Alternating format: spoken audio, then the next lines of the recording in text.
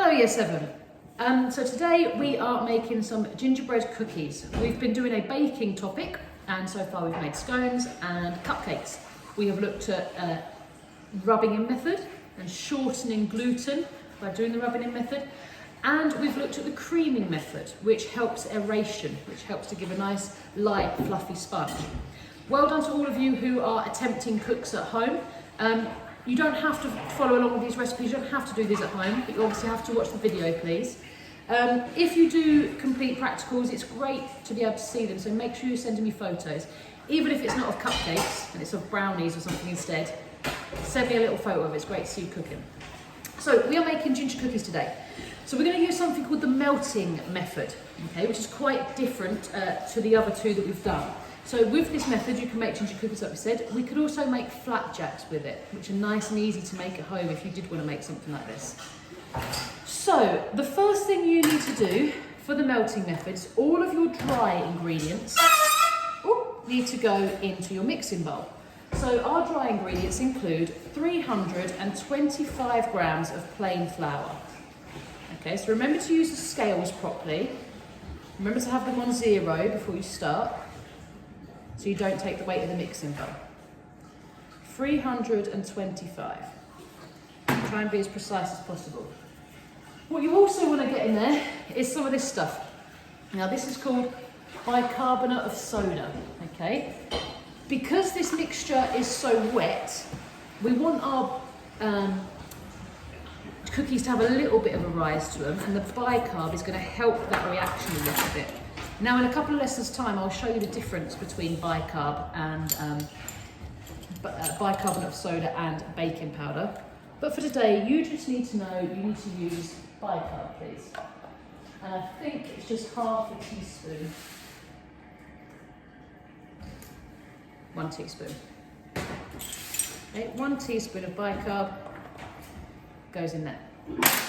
We also want in there a little bit of ginger. Okay, so ginger's quite a strong flavour. You don't need as much of it as you think. We're going to use 2 teaspoons of ginger in here. It doesn't look like very much. Trust me, it'll be plenty. Then you're going to mix all of those ingredients up. So all of the ginger and all of the bicarb is distributed evenly throughout the flour. Now I know I said all of the dry ingredients, but we don't put our sugar in here. We put our sugar in a saucepan. So you need that in your mixing bowl, and then you need a saucepan ready to go. Put your saucepan on the scales, and then we need 100 grams of brown sugar in the saucepan. Okay, ideally soft brown sugar, because it just melts a little bit better. If you can't get that, that's fine. You can also use caster sugar if you want. The only difference is a difference in taste and a difference in the colour. Your ginger cookies will just be a bit lighter in colour if you use caster sugar. But that's a fine substitute. If that's what you've got at home, that's okay. 100 grams. Okay, I've made a big mess, Year 7. Righty-ho. What we also want is some butter in here. So we want 125 grams of butter. 0 your scales again. You don't want to put your butter in one big lump because it's going to take forever to melt. So just a couple of lumps is fine. Oh, hello. 125 grams. It's 90. 115. 125. Perfect. Right. Ouch. Then, golden syrup. Okay, make sure it's golden syrup, please. I have lots of people come in with things like honey and treacle. Okay, you want golden syrup in there. The golden syrup you want is 4 tablespoons of this. Okay. If you've got tablespoons like this at home, brilliant. If you haven't, you can just use some big spoons. Okay. Now, tablespoons are a little bit bigger than your normal dessert spoons that you'd eat your cereal with, though. So be aware of that, please. So you just spilled everywhere. 4 tablespoons of that. 1, 2, 3, 4. And a little bit more to make up for what's left in the spoon. There we go.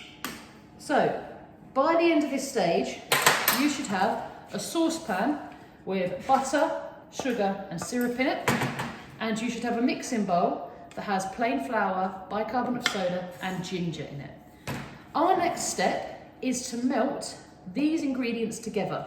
So you're going to be using the hobs at home, so if you're doing that, please be very, very careful. You might want a parent to come and help you if you haven't used it before. We're going to melt this together very, very gently. You want it to just be bubbling, and then we're going to pour it in here. Okay. My mixture is bubbling. Okay, I know you can't see it very well. I don't want to tip the camera because it keeps falling over. But all of my butter has melted and all of the sugar has dissolved. Be very careful, this gets really, really hot. What we're going to do is pour all of this directly into that flour mixture. Try and get as much of those wet ingredients out as possible. Then, using a spoon, you want to make sure you're coating all of your flour in that wet mixture. Don't use your hands, it's going to be too hot. Eventually this will become cool enough to handle, but right now that's going to be far, far too hot. Okay, so what you can see starts happening is the mixture starts to form a dough. Make sure all of the flour is mixed in. I don't really want any big lumps of raw flour around the edge. And what you get is a little dough. Looks a little bit like that. Okay. We then want to flour our work surface. Flour it quite well, because this mixture is quite wet. It can sometimes get quite sticky. And so what I am just going to put a little bit more flour into my dough mixture to help hold it all together. Now this is probably cool enough now for me to get my hands in. And so it's literally 30 seconds it takes to cool down. Yeah, so that's cool enough.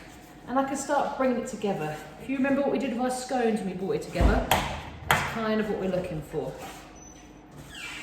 Okay, so get everything in there. Oh, it gets a bit hot if you hold it in one place for too long there. Whew. Then we are carefully going to start rolling this dough out. Now don't roll it out too thin. Okay, I want, oh, that's broken already. Our cookies to have quite a bit of substance to them. Okay, they don't need to be as thick as like our scones were. They definitely want to have something about them. Okay, so I reckon with scones we used our thumb, with these we use our little finger. Okay, about 1 centimetre. Now you can use whatever cutters you want, okay? I only have this circle ones in school. If you've got gingerbread man cutters, perfect. Gingerbread person cutters, perfect. If you've got stars, whatever, okay? I'm just going to keep it nice and basic because I'm old and boring and do circles. Now they don't spread too much, these cookies, so you can just pile them in and keep them super close to each other. Okay, be careful. The more heavy-handed you are with this, the more likely they are to break and fall apart. But the dough is quite brittle, as you can see. So you need to work quickly but carefully. You can re-roll it back out.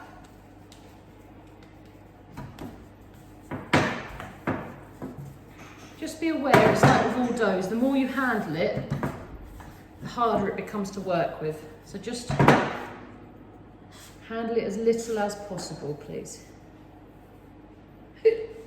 Oh, hiccups. Okay.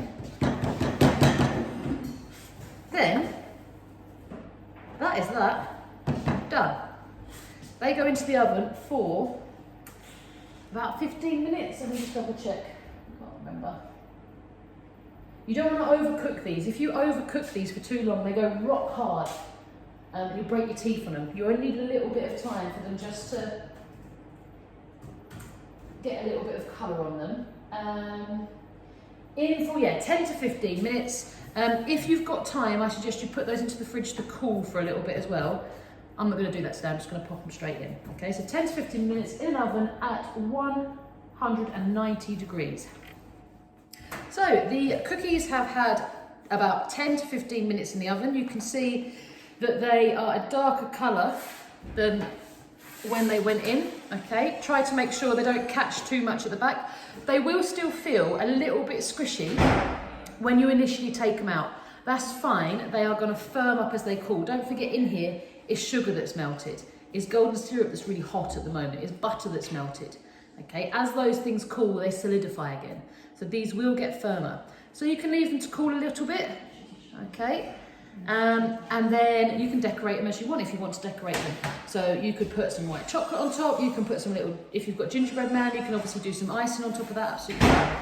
Okay, so there we have some little gingerbread cookies. Let me know how you get on. If you don't want to do gingerbread cookies, that's fine. What you could do is flapjack instead, if you prefer them. Then you're still using the melting method. Brownies also use the melting method, so you could all get away with some cooking some brownies if you wanted to. Okay, I'll speak to you very soon. Bye-bye, Year 7.